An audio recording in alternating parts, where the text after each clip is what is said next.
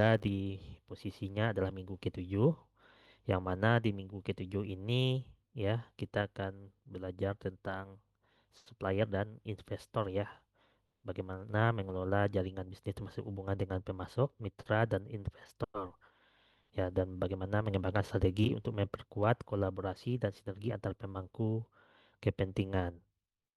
Inilah yang teman-teman pelajari di minggu 7 ya. Kenapa kita harus mempelajari ini ya supaya teman-teman bisa mampu nanti ya untuk mengetahui atau mengelola jaringan bisnis ya termasuk hubungan dengan pemasok, mitra, investor dan bagaimana membangun strateginya. Oke, itu yang harus saya sampaikan ya berdasarkan LPS ya, dan minggu 8 sampai 9 itu adalah ATS ya. Jadi nanti ada kuis di sini. Nanti akan diselesaikan ya karena berdasarkan dari RPS ini ya bobotnya itu ada kuis juga ya 10%. Jadi nanti nilai kuis yang teman-teman kerjakan ya itu nanti akan dijadikan nilai akhir ya ditotalkan 10%. Jadi, walaupun memang jumlahnya sedikit ya tetapi ini juga berkontribusi ya untuk akumulasi nilai akhir teman-teman. Oke, selanjutnya yang saya sampaikan juga terkait ATS ya. Itu ada ATS juga ya, nilainya ada 10% selain dari PBL. Ya, kalau nanti Monef berarti ada dua ya pada saat ATS teman-teman. Nanti teman-teman ada Monef dan juga mengerjakan soal. Karena di sini ATS diberikan bobot 10% ya. Jadi nanti ada juga ujian pilihan ganda ya seperti kuis yang bisa teman-teman kerjakan di learning. Oke. Ya, selain teman-teman melakukan Monef. Ya, alasannya kenapa? Karena nanti untuk membantu nilai teman-teman ya di ATS-nya itu juga bisa berkontribusi sebesar 10%. Termasuk nanti di AS juga ada ya pemahaman ya untuk kuis gitu ya. Seperti ujian pilihan ganda ya. Mungkin soalnya ada beberapa yang harus teman-teman kerjakan. Oke, sampai di sini ada pertanyaan teman-teman.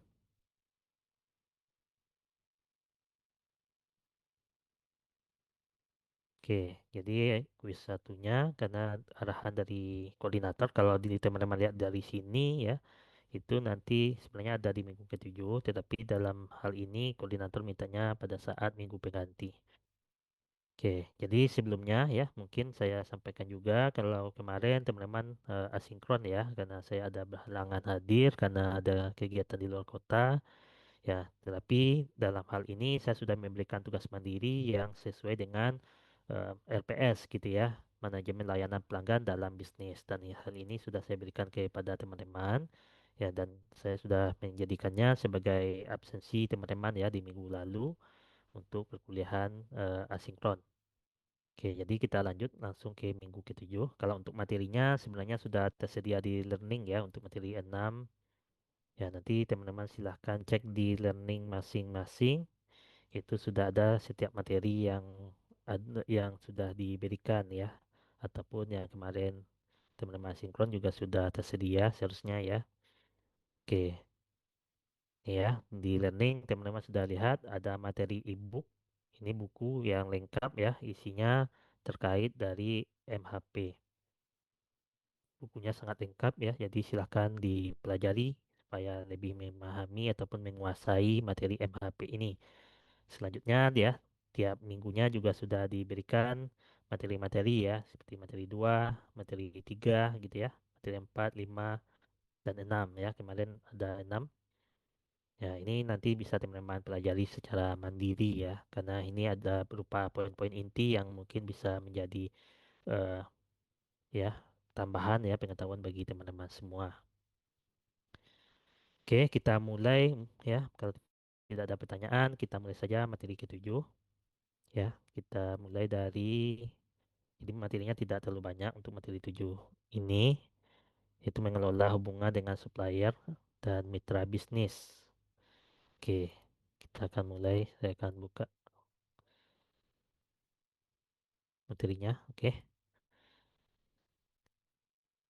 oke, seharusnya sudah kelihatan ya, teman-teman. Jadi topik kita hari ini adalah mengelola hubungan dengan supplier dan mitra bisnis. Jadi Tim Leman ada di program studi logistik perdagangan internasional, tentu tidak asing dengan istilah supplier ya.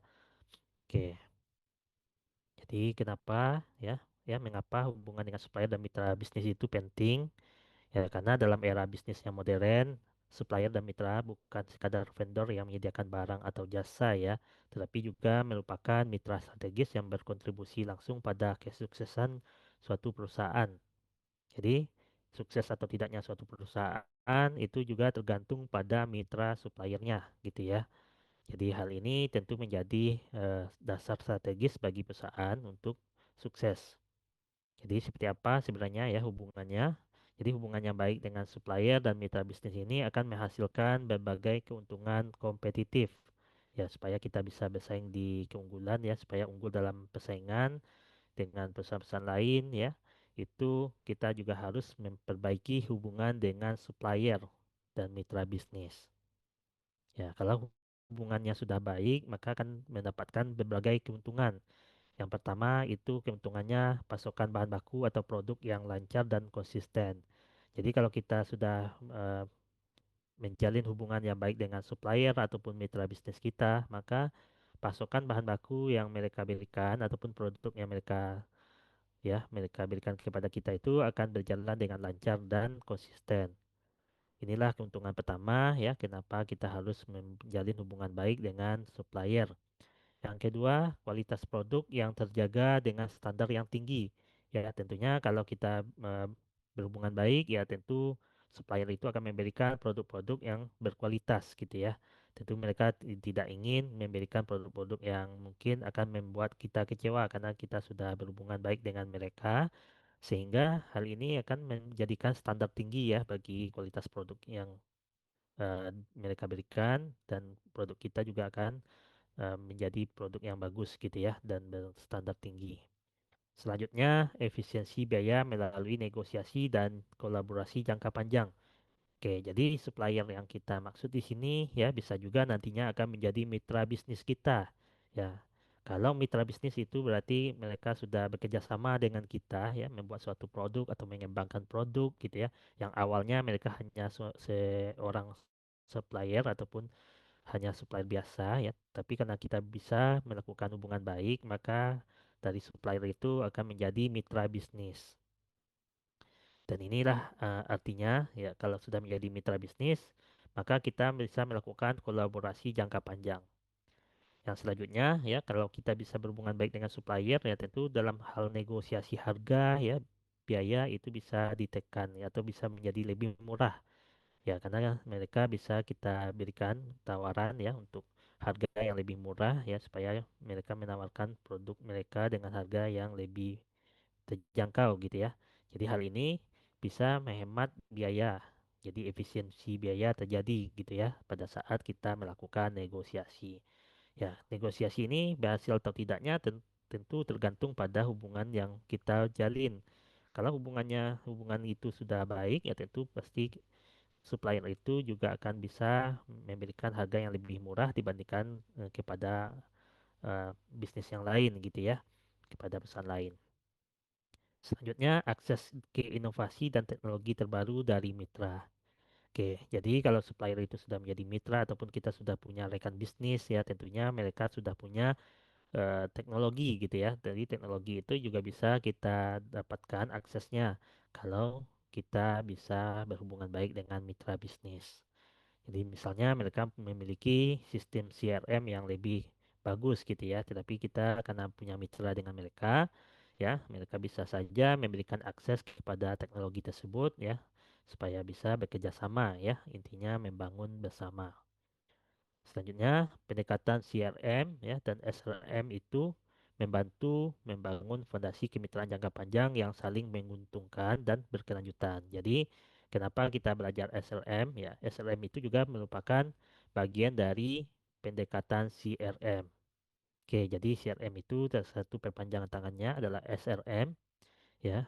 Karena dengan adanya hubungan baik ya, tentunya ini juga akan memberikan keuntungan bagi perusahaan ya, tidak hanya dalam segi produk ya yang sesuai dengan apa yang diinginkan oleh konsumen, ya tentu juga dalam hal eh, keuntungan jangka panjang ya, kemitraan jangka panjang dan berkelanjutan.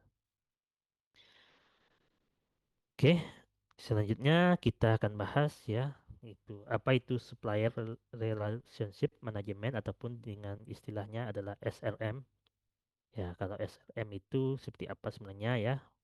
Jadi, ini adalah pendekatan sistematis ya, metode terstruktur untuk mengelola dan mengoptimalkan interaksi dengan pemasok secara strategis dan berkelanjutan. Jadi ada dua intinya di sini adalah strategis dan berkelanjutan. Ya, jadi dengan adanya pendekatan hubungan ya dengan supplier ataupun pemasok ini, ya kita bisa saja membuat eh, strategi bisnis ataupun untuk tujuan berkelanjutan ya, supaya dalam hal ini perusahaan kita terus berjalan. Selanjutnya, fokus kolaborasinya yaitu membangun kerjasama erat untuk mengurangi risiko operasional, meningkatkan kualitas produk dan mencapai efisiensi bersama. Ya, kalau kita bisa membangun hubungan baik dengan supplier ataupun pemasok, ya tentunya ini juga akan bisa mengurangi risiko operasional. Ya, selain meningkatkan kualitas produk juga bisa juga mencapai efisiensi bersama. Oke, jadi SRM itu merupakan bagian integral dari strategi CRM yang diperluas ke arah upstream ya, mencakup seluruh rantai nilai bisnis. Jadi SRM merupakan perluasan dari CRM. SRM bukan hanya tentang transaksi pembelian, tetapi tentang membangun ekosistem bisnis yang saling mendukung. Dengan SRM yang efektif, perusahaan dapat mengubah hubungan transaksional menjadi kemitraan strategis yang menciptakan nilai tambah bagi kedua belah pihak. Oke, inilah yang perlu teman-teman pahami terkait SRM ya. Oke, selanjutnya ya kalau kita menggunakan SRM ya atau bisa melakukan implementasi supplier ya relationship management ini yang efektif itu akan membawa dampak ataupun manfaat ya terhadap performa bisnis ataupun kinerja bisnis. Jadi ada beberapa manfaatnya yang bisa dirasakan oleh perusahaan. Ya, manfaat utama yang bisa dirasakan oleh perusahaan itu yang pertama adalah pengurangan biaya. Oke, jadi ada suatu riset yang dilakukan oleh peneliti ya terkait SRM itu bisa mengurangi biaya pengadaan hingga 5 sampai 10%. Ya, lewat apa? Ya, lewat negosiasi yang lebih baik dan efisiensi proses gitu ya. Mereka bisa bernegosiasi ya sehingga harga biaya pengadaan yang tadinya mungkin cukup besar ya bisa turun dari hingga 5 sampai 10%. Inilah manfaat pertama dari SRM. Ya, kalau bisa mengelola hubungan baik dengan supplier itu bisa mendapatkan pengurangan biaya. Ya, biaya tentunya biaya pengadaan barang ataupun jasa. Yang kedua, peningkatan kualitas. Oke, jadi kolaborasi erat dengan supplier menghasilkan peningkatan kualitas produk dan layanan secara konsisten melalui feedback dan improvement bersama. Ya, jadi sehingga hal ini bisa menjadi kolaborasi ya, antara supplier tadi dengan bisnis yang yang mereka jalankan ya sehingga bisa meningkatkan kualitas produk bersama. Oke, yang ketiga manfaatnya itu bisa dilihat dari keandalan pasokan. Ya, bisa memperkuat stabilitas rantai pasokan dan mengurangi risiko gangguan operasional yang dapat merugikan bisnis. Oke, dan yang keempat itu inovasi bersama. Manfaatnya itu bisa mendorong pengembangan produk dan proses baru melalui kolaborasi inovasi dengan pemasok dan mitra strategis. Oke, jadi bisa menciptakan inovasi ya secara bersama. Jadi inilah manfaat-manfaat ya SLM dalam bisnis. Oke, tentunya kalau kita ingin mendapatkan manfaat ya SLM itu ya ada beberapa langkah untuk mengelola ya supaya berhasil ya mengelola hubungan dengan supplier ini. Yang pertama ya tentunya komunikasi terbuka dan rutin. Jadi untuk membangun hubungan dengan supplier itu kita harus memberikan ya komunikasi yang terbuka dan harus secara rutin ya. Jadwalkan pertemuan berkala, berikan update proyek secara transparan dan ciptakan saluran feedback dua arah yang efektif. Jadi komunikasi yang konsisten bisa membangun kepercayaan. Jadi supplier tadi akan percaya kepada kita kalau kita bisa membuka komunikasi ya ataupun transparan dan juga ada salurannya. Oke, ada saluran feedback dua arah yang efektif ya. Tentunya kalau kita berkomunikasi dengan seseorang itu ya lebih enak kalau dua arah ya. Ya, misalnya teman-teman menonton TV ya, itu TV itu adalah satu arah atau teman-teman menonton YouTube berarti satu arah. Tapi kalau teman-teman video call itu dua arah gitu ya, kita saling berinteraksi. Ya, tentunya dalam hal perkuliahan juga sangat bagus ya seperti ini. Ya, tentu tidak hanya satu arah ya, tetapi teman-teman bisa memberikan feedback misalnya. Oke, jadi di sini pentingnya komunikasi terbuka ya untuk membangun hubungan yang baik dengan supplier. Ya, komunikasi ini juga akan membangun kepercayaan. Jadi supplier itu percaya dengan kita.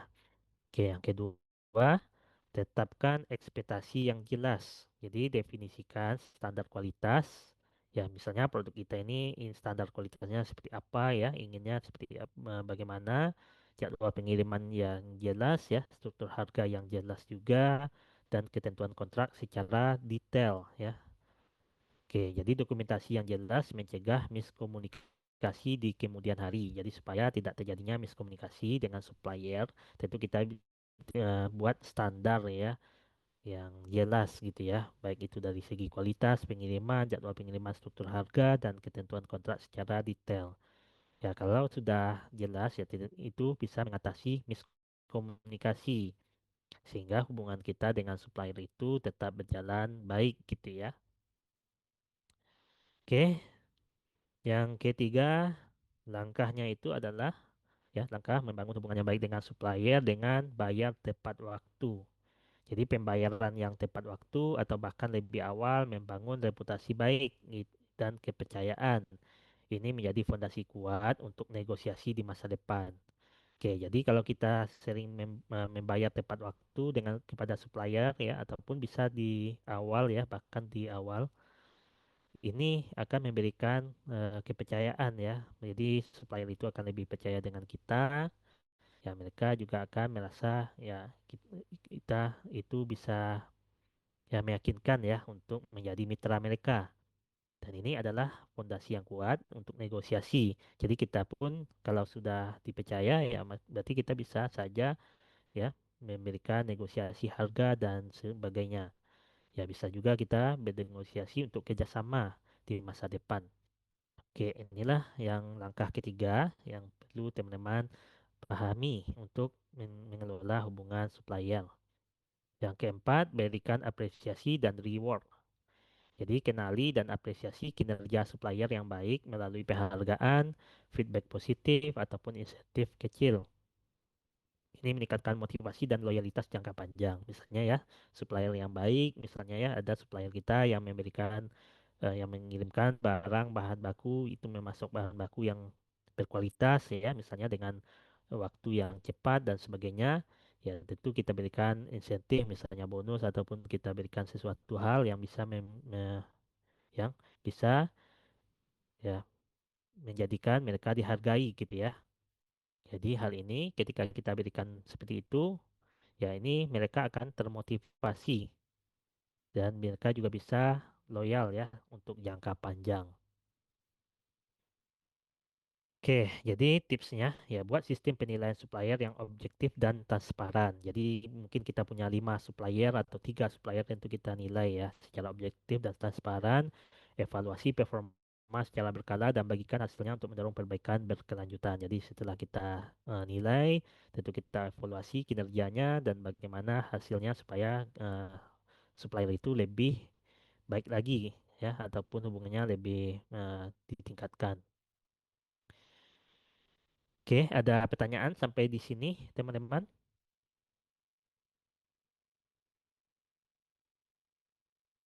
Oke, belum ada.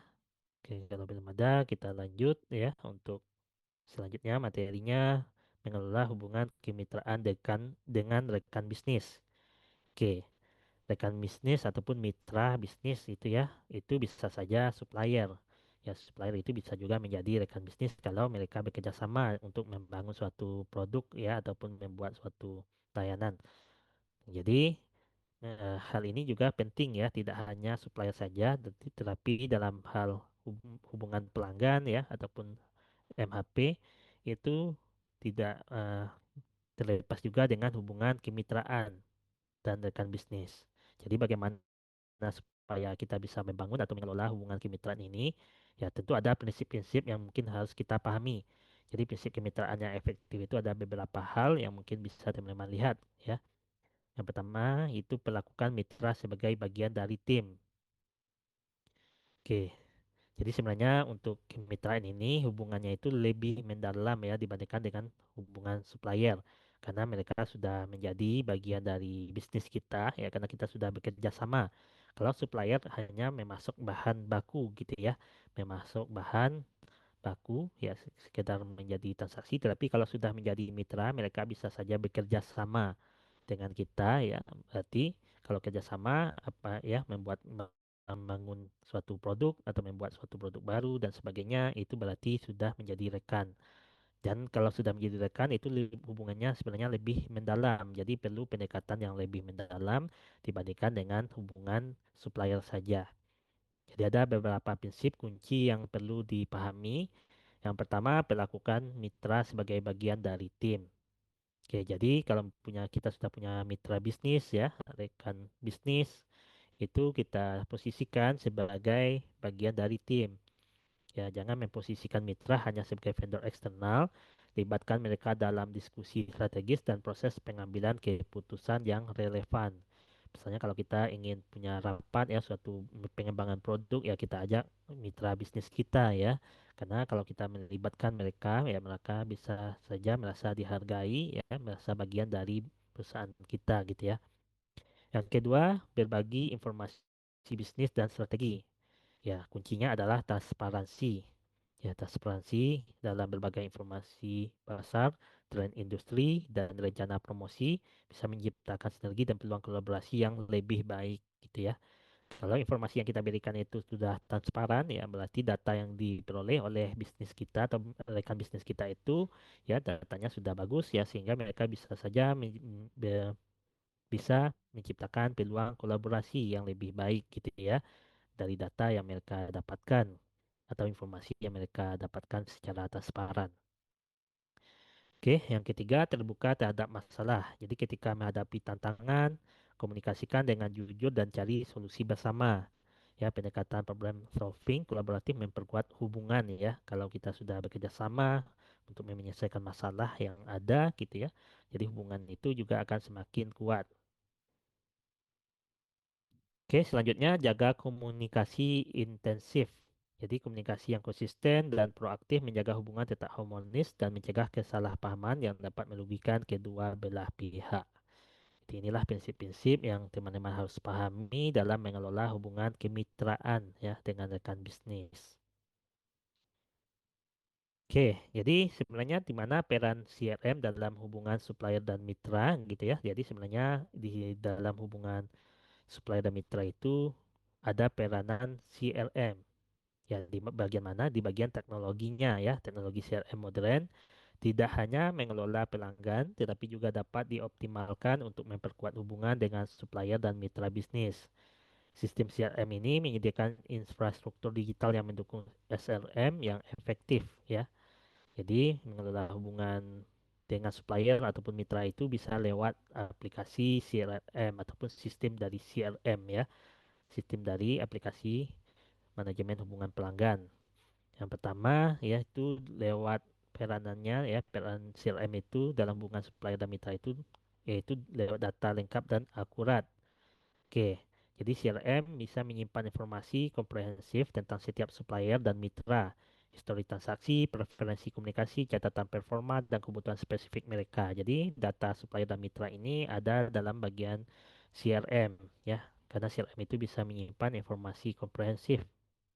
Jadi setiap supplier dan setiap mitra yang kita bekerja sama itu sudah ada datanya yang tersimpan dalam aplikasi CRM. Oke, jadi dengan demikian ya ini bisa memberikan data lengkap dan akurat.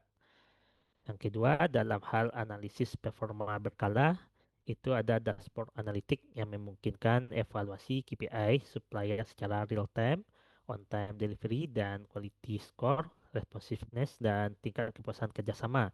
Jadi banyak hal yang mungkin bisa dianalisis secara kinerja, ya, bisa dilakukan secara berkala juga melalui sistem CRM.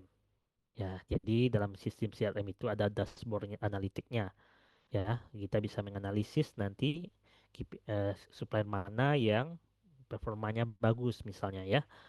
Dan hal inilah bisa kita jadikan ref- ya referensi ataupun dasar untuk membangun hubungan yang lebih baik dengan supplier tersebut. Oke, selanjutnya peranan CRM itu bisa dilihat dalam personalisasi komunikasi. Ya, jadi sistem CRM memfasilitasi komunikasi yang dipersonalisasi dan penawaran yang disesuaikan dengan karakteristik masing-masing mitra untuk memperkuat engagement. Jadi ada saluran komunikasi khusus ya dari CRM ya kepada supplier ataupun dengan mitra bisnis yang bisa difasilitasi. Oke, jadi sehingga dengan adanya fasilitas ini hubungan itu lebih personal ya, bisa menjalin hubungan yang lebih personal. Oke, yang keempat, peranannya bisa dilihat dari monitoring dan pengelolaan efektif, gitu ya. Dengan monitoring ataupun pengelolaan efektif, biasanya menggunakan sistem otomasi. Ya, ya supaya lebih efektif ya. Tentu hal ini bagaimana hubungan ini bisa terjalin dengan baik itu bisa dimonitoring atau dipantau ya. Ya, saja reminder pembayaran, tracking kontrak, dan notifikasi penting memastikan tidak ada detail yang terlewat dalam pengelolaan hubungan. Ya misalnya ada supplier kita ingin melakukan ya suatu memberikan informasi kepada kita itu bisa ada notifikasinya gitu ya kita bisa pantau dengan adanya sistem CRM. Oke, selanjutnya studi kasus ya bagaimana penerapan dari SRM. Jadi di sini ya perusahaannya disebut saja perusahaan XYZ ya. Jadi perusahaan XYZ ini melakukan implementasi SRM di perusahaannya. Oke, jadi mari kita lihat bagaimana sebuah perusahaan manufaktur berhasil mengimplementasikan SRM dan mencapai hasil yang signifikan dalam waktu 12 bulan. Ya, dalam waktu 1 tahun itu ada hasil yang didapatkan ketika mengimplementasikan SRM. Ya, bagi mereka bisa mengelola hubungannya baik dengan suppliernya. Ya, bagaimana cara implementasinya? Yaitu ada beberapa fase yang mereka lakukan gitu ya. Perusahaan tersebut lakukan. Yang pertama, fase 1, komunikasi rutin. Jadi di awal-awal pembangunan hubungan ini, mereka membangun jadwal pertemuan bulanan dengan 5 pemasok utama. Jadi mereka pilih 5 pemasok utama yang mungkin menjadi bagian dari bisnis mereka. Dan mereka melakukan pembukaan saluran komunikasi digital untuk update real time. Jadi selama setiap bulan itu mereka rutin melakukan komunikasi ya, komunikasi yang dirutin secara real time ataupun menggunakan saluran komunikasi digital. Ya tentunya saluran ini ya berhubungan dengan CRM. Oke, ini fase pertama ya. Fase kedua ya karena mungkin dalam hal ini sudah kelihatan ya keuntungan yang mungkin mereka dapatkan karena komunikasi rutin yang mereka lakukan itu bisa menjalin hubungan yang baik gitu ya mitranya lebih percaya ataupun suppliernya lebih percaya kepada mereka sehingga pada fase kedua negosiasi kontrak itu melakukan review dan negosiasi ulang kontrak berdasarkan data performa dan hasilnya adalah penghematan biaya 7% tanpa mengorbankan kualitas gitu ya.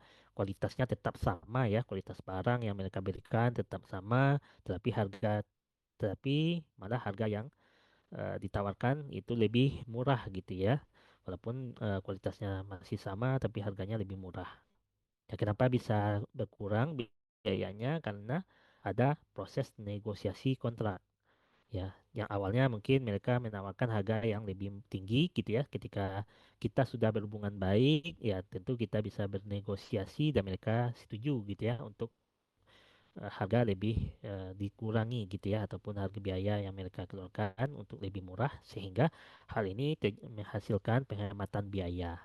Jadi dalam kasus ini terjadi penghematan biaya sebesar 7%. Oke, selanjutnya kita masuk ke fase ketiga yaitu program penghargaan. Jadi setelah mungkin sudah berhubungan dengan supplier tersebut ya sudah baik, Tentunya ada yang dilakukan oleh perusahaan yaitu menunjukkan program supplier terbaik dengan kriteria yang objektif. Jadi mereka menilai supplier terbaik ini memang berdasarkan kriteria yang objektif. Jadi tidak karena dasar sesuatu hal ya, tetapi memang objektif dalam menilai supplier tersebut gitu ya. Oke. Jadi ada dasarnya mereka bisa menilai supplier dari yang 5 pemasok utama tadi, dipilihlah satu supplier terbaik misalnya ya. Jadi ada programnya ya sehingga supplier tadi masa dihargai, dan hal ini mereka juga bisa menciptakan peningkatan kualitas ya produknya ya 15% dalam 6 bulan. Jadi supplier terbaik ini untuk mengejar menjadi supplier terbaik, tentunya mereka juga akan memberikan kualitas-kualitas produk yang mungkin lebih baik dari biasanya gitu ya. Sehingga dalam hal ini peningkatan kualitas juga akan terjadi 15% dalam 6 bulan. Jadinya terjadi peningkatan kualitas dalam perusahaan gadget ini ya sebesar 15% dalam waktu 6 bulan, karena mereka sudah melakukan ya 6 bulan saat peluncuran program penghargaan ini. Selanjutnya, pada fase keempat, terjadilah kolaborasi inovasi yang awalnya menjadi supplier terbaik gitu ya, sehingga mereka sudah bekerja sama untuk membangun suatu produk baru gitu ya, mengembangkan produk baru yang inovatif, sehingga menjadi mitra bisnis. Yang tadi mungkin hanya sebagai menjual bahan baku, tapi sekarang mereka sudah membangun produk baru gitu ya. Jadi ada terjadi kerjasama, ya kolaborasi, inovasi, sehingga ya ini bisa mengoptimalkan pendapatan ya. Jadi ada hal-hal yang mungkin bisa dilihat yaitu penghematan biaya 7%, peningkatan kualitas 15% dari program penghargaan, dan 5 mitra strategis pemasok utama yang dikelola. Jadi inilah implementasi SRM di perusahaan XYZ yang memberikan berbagai keuntungan. Jadi ya kenapa hal ini penting dipelajari, ya inilah yang teman-teman bisa lihat. Ya kenapa? Ya karena dengan mempelajari implementasi SRM ini bisa meningkatkan kualitas, melakukan penghematan biaya ya. Oke, jadi mengoptimalkan hasil gitu ya. Hasilnya lebih optimal. Oke, selanjutnya tentu kalau kita implementasikan SLM di suatu perusahaan, ya tentunya dalam mengimplementasikan itu ada tantangan, ya tidak berjalan mulus saja ya. Jadi mengelola hubungan dengan supplier dan mitra itu tidak selalu mulus. Ya memang kita sudah tahu ya hubungan baik dengan supplier dan mitra itu akan memberikan efek yang positif. Tetapi ya dalam hal ini ya kita juga harus pahami. Jadi tidak semua eh, mengelola hubungan itu tidak semuanya berjalan lancar gitu ya. Tentu ada tantangannya ya. Jadi beberapa tantangan itu ya tentu kita juga analisis ya solusinya ya supaya kita bisa mengatasi tantangan-tantangan tersebut. Yang pertama tantangannya ya tentu ada ketergantungan pada satu supplier. Ya, karena kita berfokus untuk mengelola hubungan dengan supplier ya tentu suppliernya ya mungkin ada ketergantungan satu supplier yang menjadi tantangannya. Ya, kalau kita bergantung pada satu supplier, ya resikonya itu ya ada risiko yang bisa terjadi. Misalnya kalau supplier itu terjadi gangguan pasokan, dapat melumpuhkan operasional bisnis secara total. Jadi kalau kita cuma punya satu supplier karena kita loyal dengan supplier ini gitu ya, dan kita tetap satu itu saja ya tentu pada saat memang hubungannya bagus dengan satu supplier ini, tetapi pada saat supplier tersebut terjadi gangguan ya, operasional bisnis kita langsung berhenti ataupun lumpuh secara total ya. Kita mau memproduksi suatu roti gitu ya, tapi supplier kita yaitu yang tepungnya ya itu tidak ada datang barangnya ya, tepung itu tidak ada ya tentu kita tidak bisa mengolah roti tersebut misalnya ya. Ya, jadi bisnis kita tidak berjalan. Jadi kita tidak bisa memproduksi eh, produk yang ingin kita produksi gitu ya tentunya. Ya, jadi ada solusi yang perlu kita pikirkan caranya untuk mengatasi tantangan ketergantungan pada satu supplier ini. Itu solusinya terapkan strategi diversifikasi pemasok, berarti kita identifikasi minimal 2 sampai 3 supplier alternatif untuk setiap kategori produk kritis. Jadi bangun hubungan dengan mereka meskipun belum menjadi supplier utama. Oke, jadi kita tidak harus berpatokan untuk satu supplier, tapi juga kita harus identifikasi, ya, kita harus punya minimal 2 sampai 3 supplier alternatif. Misalnya tadi ya produknya adalah roti, yaitu bahan bakunya adalah tepung, ya tentunya si supplier tepungnya harus ada 2 sampai 3 gitu ya. Jadi tidak hanya eh, terpaku pada satu supplier saja. Oke, tantangan kedua yang mungkin dihadapi pada saat kita mengimplementasikan SRM ya, yaitu konflik komunikasi. Ya, tentu dalam hal ini sering terjadi ya, misalnya komunikasi yang salah atau miskomunikasi, ya risikonya itu bisa menyebabkan kesalahan order, keterlambatan dan kerugian finansial. Ya, tentunya kalau kita salah pemesanan ya, kita bisa saja misalnya kalau salah dalam hal alamat dan sebagainya itu bisa mengakibatkan keterlambatan dan hal ini berujung pada kerugian finansial. Tentu biaya yang kita keluarkan juga akan besar gitu ya, sehingga kita bisa rugi secara finansial. Solusinya bagaimana jika ada konflik komunikasi ini? Berarti sebenarnya solusinya untuk menghindari konflik komunikasi, kita gunakan saluran komunikasi resmi yang terdokumentasi seperti email, portal supplier atau sistem CRM. Buat protokol komunikasi yang jelas dan pastikan semua pihak memahaminya. Oke, jadi inilah peran dari sistem CRM ya. Mereka bisa menyediakan saluran komunikasi sehingga komunikasi-komunikasi tersebut tersimpan dalam sistem ya, terdokumentasi. Jadi sudah bisa divalidasi. Jadi misalnya orderannya sudah tersimpan. Jadi kita tahu orderannya memang jumlahnya segitu ya atau jumlahnya memang sudah sama gitu ya sesuai dengan apa yang diminta ya.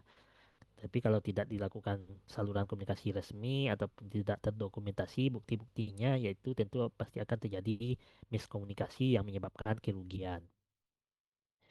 Oke, yang ketiga yaitu tantangannya adalah perbedaan budaya bisnis. Ya, kita tahu ya, kita punya mitra bisnis atau rekan bisnis ya, ataupun supplier yang berasal dari berbagai daerah lain ataupun di berbagai negara, ya tentu pasti ada perbedaan budaya bisnisnya. Oke, jadi resikonya adalah kesalahpahaman dalam ekspektasi, gaya negosiasi, dan etika bisnis dapat merusak hubungan. Jadi kalau kita punya tantangannya itu, ya tentu budaya ini akan bisa merusak hubungan kalau kita tidak paham ya. Jadi solusinya investasi dalam pelatihan lintas budaya untuk tim internal, pelajari norma bisnis mitra, dan tunjukkan fleksibilitas dan kemauan untuk beradaptasi dengan perbedaan yang ada. Misalnya kalau di Jepang ya seperti apa budayanya, kita punya mitra bisnis orang Jepang yang mereka budayanya adalah misalnya lebih hormat kepada senior dan mungkin lebih suka menunduk dan sebagainya ya. Oke, jadi seperti itu yang perlu kita pahami. Tapi kalau kita tidak mengetahui budayanya ya tentu saja mereka akan tersinggung ya dan akhirnya membatalkan negosiasi. Ya, negosiasi bisa saja tidak terjadi dan merusak hubungan ya. Jadi kita sesuaikan dengan bagaimana caranya yaitu kita lakukan pelatihan lintas budaya untuk tim internal. Misalnya ada tim internal ya kita latih ya mengetahui budaya-budaya yang ada di Amerika misalnya ya, di Jepang, di China, di berbagai daerah lainnya. Ya tentunya hal ini akan bisa menjadikan peluang kita untuk membangun hubungan. Tapi kalau tidak dijadikan eh, ya pelatihan atau tidak dipelajari, maka ini akan menjadi tantangan sehingga bisa merusak hubungan. Oke, tantangan terakhir itu ada di perubahan kondisi pasar. Jadi kalau kita mengelola hubungan dengan supplier ataupun mitra bisnis ini, ya ada tantangan lain yang mungkin secara eksternal yaitu kondisi pasar. Risiko yang mungkin dilihat adalah fluktuasi harga, perubahan regulasi atau gangguan global yang dapat mengganggu stabilitas hubungan. Ya, karena harga naik turun ya tentunya ini akan berpengaruh pada hubungan. Ya, termasuk dalam perubahan regulasi kebijakan ya tentunya kayak seperti yang baru-baru ini ada tarif ya, tarif tarif yang diberikan oleh negara Amerika ya kepada berbagai negara lainnya, itu juga akan memberikan perubahan ya kondisi pasar sehingga ini mengganggu hubungan. Jadi solusinya adalah lakukan evaluasi dan adaptasi strategi SRM secara berkala. Jadi kita bangun fleksibilitas kontrak untuk mengakomodasi perubahan, jaga komunikasi proaktif saat kondisi berubah. Jadi kita tetap membangun hubungan komunikasi yang baik gitu ya. Ketika terjadi ada perubahan harga misalnya ya, regulasi ada kebijakan, gangguan global dan sebagainya. Oke, oke, untuk materi pertama sudah selesai. Apakah teman-teman ada pertanyaan, tanggapan ataupun hal-hal yang mungkin kurang dipahami? Ya silahkan saja ditanyakan. Pak, Oke, saya mau nanya, bagaimana? Pak. Ya silahkan. Siapa namanya? Maulida, Pak. Oh, Maulida ya. Oke, Ya, silakan Pak. Maulida. Saya mau bertanya, Pak. Jadi kan ada sebuah perusahaan yang dia itu udah bekerja sama lama dengan suppliernya. Tapi di satu waktu suppliernya ini sering sering terlambat gitu, Pak, dalam mengirim produknya atau terkadang mereka tuh suka naikin harga tanpa bicara dulu sama si perusahaannya. Nah, karena mereka udah kerjasama lama, Pak, kira-kira apa solusinya, Pak, supaya mereka tuh bisa tetap kerjasama dengan baik tanpa harus berakhir putus kerjasama gitu, Pak? Oke, oke, Maulida, pertanyaannya cukup bagus ya terkait supplier yang bekerja sama dengan suatu perusahaan yang mungkin kerjasamanya sudah lama, tetapi mereka mungkin memberikan harga yang mungkin apa ya, mungkin secara hal ininya tidak menguntungkan bagi bisnis ya. Ya, tetapi untuk supaya tidak putus ya ataupun supaya lebih baik itu bisa dilakukan langkah-langkah yang kita pelajari ini gitu ya. Ya, kita harus telusuri ya, kita harus evaluasi ya kenapa supplier tersebut seperti itu ya atau kenapa mereka melakukan tindakan seperti itu ya kenapa mereka tidak memberikan keuntungan kepada kita misalnya ya misalnya keterlambatan barang pengiriman barangnya terlambat ininya mungkin kinerjanya eh, tidak bagus ya. Ya, tentunya hal ini akan merugikan perusahaan. Tapi kita harus telusuri ya, kenapa alasannya. Kalau memang dari segi hubungan kita sudah tidak baik, ya tentunya ini kita bisa perbaiki gitu ya. Tapi kalau memang dalam hal dari pondasinya memang dalam hal supply itu memang sudah tidak bagus ya, dasarnya memang sudah tidak bagus, ya mau bagaimanapun hubungan yang kita jalani dengan mereka ya tetapi mereka memang kinerjanya memang tidak bagus itu ya tidak akan ada hasilnya.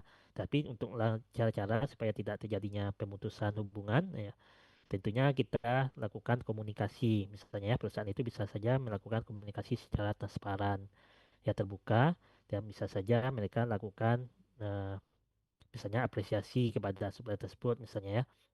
Ya, dan ini bisa dilakukan oleh perusahaan-perusahaan yang mungkin bekerja sama dengan supplier yang mungkin terjadi permasalahan. Ya, kalau kita bisa menggali informasinya, ya berarti kita bisa mengatasi masalah tersebut. Ya, kita tahu alasannya kenapa mereka selalu telat mengirimkan barang. Ya, ternyata karena kita juga telat membayar mereka gitu ya. Karena kita sering telat melakukan pembayaran. Pembayaran yang jatuh tempo misalnya ya, jangka waktu tertentu tentu kita telat berikan pembayarannya itu di akhir misalnya ya, ataupun sudah lewat waktunya, maka itu juga membuat mereka akhirnya akan malas ya untuk mengirimkan barang secara cepat ataupun mereka memberikan kualitas barang yang mungkin lebih rendah dibandingkan biasanya. Jadi kita harus tahu ya solusinya. Cara yang kita lakukan adalah kita harus mengetahui dulu apa saja yang membuat penyebab mereka seperti itu ya, hubungannya seperti itu dengan kita ya. Jadi dengan demikian kita bisa mengevaluasi. Ya ternyata kita misalnya sering telat membayar misalnya ya. Ya jadi kita evaluasi dengan dengan bayar tepat waktu sehingga mereka pun akan memberikan ya mengirimkan barang juga secara tepat waktu. Ya mereka sudah sadar bahwa kita sudah melakukan perbaikan. Ya seperti itu ya, Maulida. Kira-kira ada lagi? Bagaimana Maulida? Berarti, Pak, bukan cuma kesalahan dari si supplier aja kan, Pak? Jadi bisa jadi perusahaannya ini yang ngelakuin kesalahan jadinya si supplier tuh males buat ngirim cepat gitu ya, Pak? Ya betul ya. Jadi sebetulnya seperti itu pasti ada yang mendasari mereka melakukan hal-hal seperti tersebut gitu ya. Oke, jadi mungkin ada kesalahan dari kita yang mungkin ya jadi tidak alasannya ya kenapa suatu supplier itu eh, bersikap demikian ya tentu kita juga harus ini ya kita harus tahu ya bagaimana perusahaan kita memperlakukan mereka gitu ya apakah sudah baik atau tidak. Ya seharusnya kalau secara logikanya ya kalau kita sudah melakukan yang terbaik ya suppliernya juga tentunya akan merasa dihargai ya karena sudah dekat ya merasa dekat dengan kita ya tentunya mereka akan ya memberikan layanan yang lebih bagus gitu ya seperti itu. Tapi kalau memang kita berikan hal-hal yang juga berkurang bagus ya tentunya supplier itu juga akan memberikan feedback yang sama gitu ya. Jadi ini bisa saja berasal dari perusahaan. Tapi memang ada juga supplier yang memang ya memang dari kinerjanya itu memang sudah tidak bagus gitu ya. Tapi itu hanya beberapa saja. Tapi pada normalnya pasti ada unsur dari perusahaan yang berhubungan dengan supplier tersebut. Oke, seperti itu ya. Baik, terima kasih, Pak. Oke, jadi gitu ya. Kalau ada supplier yang mungkin memberikan efek yang negatif kepada perusahaan kita, misalnya keterlambatan barang, kualitas produk yang memang sudah tidak sesuai gitu ya. Walaupun kita sudah berhubungan baik, kita berikan pembayaran tepat waktu, kita berikan apresiasi, kita tetapkan ekspektasi yang jelas ya, kita lakukan komunikasi yang rutin, misalnya langkah-langkah yang kita pelajari ini sudah kita terapkan di sana, tetapi suppliernya tetap memberikan layanan yang kurang memuaskan, ya tentunya berarti kita tidak ya secara keuntungannya ya itu akan merugikan perusahaan secara jangka panjang sehingga kita akan memikirkan caranya supaya memang mungkin langkahnya itu memang kita harus memutuskan ya supplier tersebut. Mungkin kita cari supplier lain yang lebih memberikan efek yang positif ya kepada perusahaan kita gitu ya. Karena supplier itu kan tidak hanya satu gitu ya. Jadi kita bisa bisa saja punya 5 supplier ya. Dan hal inilah yang kita menjadikan supplier mana yang mungkin bisa menjadi yang terbaik gitu ya di perusahaan kita. Jadi jangan berfokus pada satu supplier saja. Ya kalau kita fokusan sama satu supplier ya tadi ada kejadiannya ya mungkin ya operasional bisnis kita juga akan berhenti ya lumpuh. Misalnya mereka telat mengirimkan bahan baku, tetapi kita pada hari ini harus memproduksi ya pesanan sebesar ribuan misalnya ya bahan bakunya belum datang. Ya. Jadi ini akan menjadikan kelumpuhan gitu ya, kelumpuhan operasional bisnis. Oke, ada lagi pertanyaan?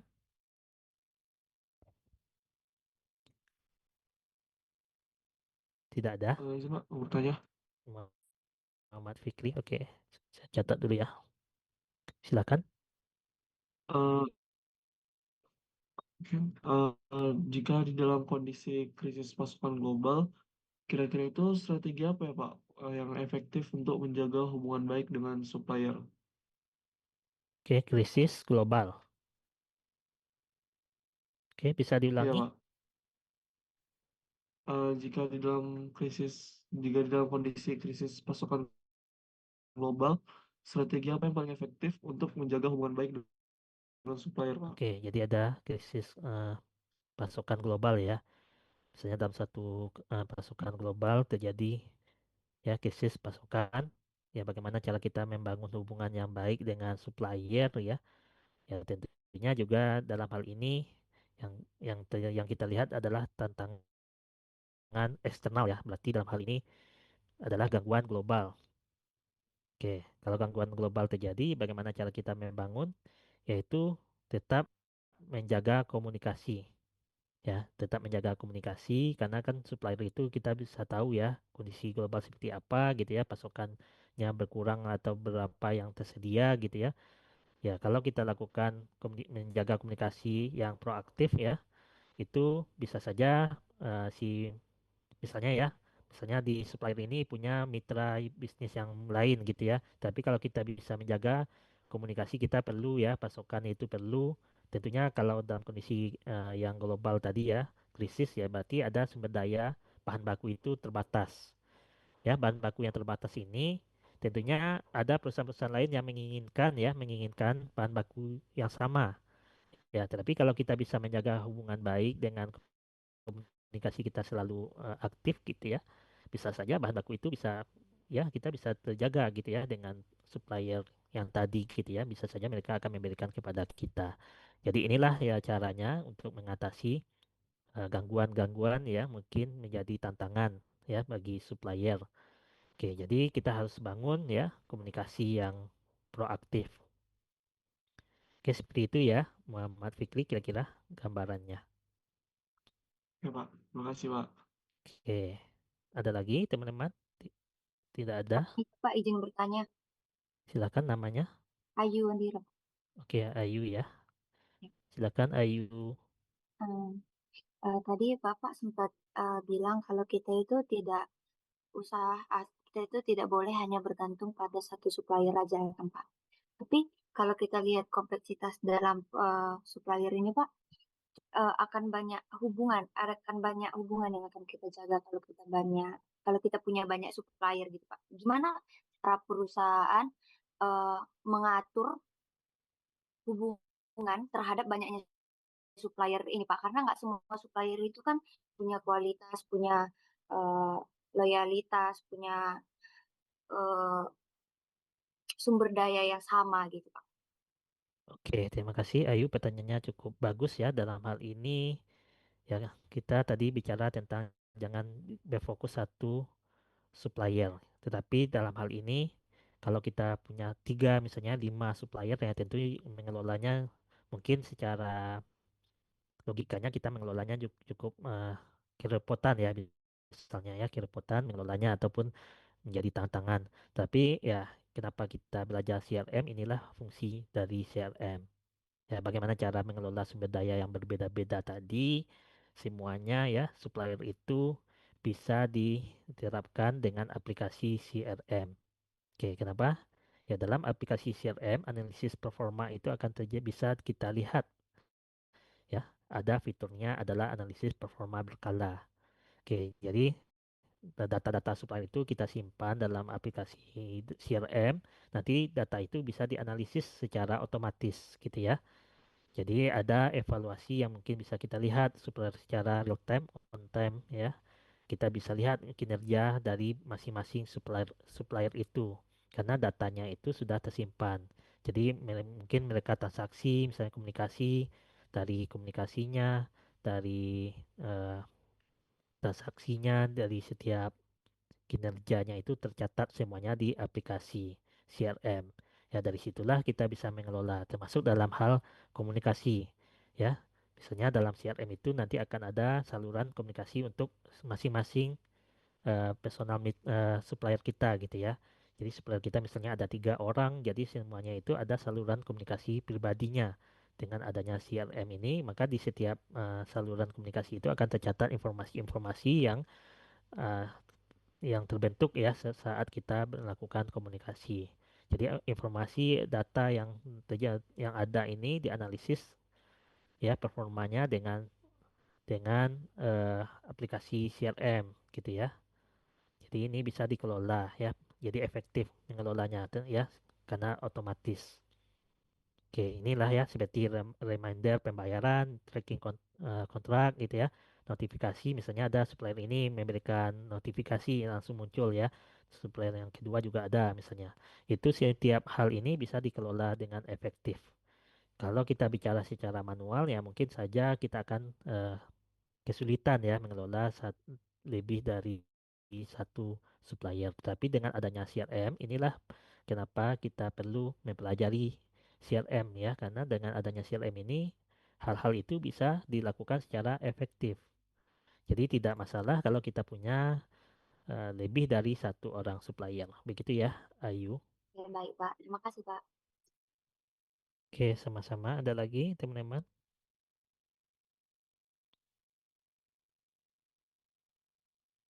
Oke, kalau tidak ada, kita lanjut dengan materi yang kedua ya. Mungkin materinya cuma dua ya untuk minggu ini.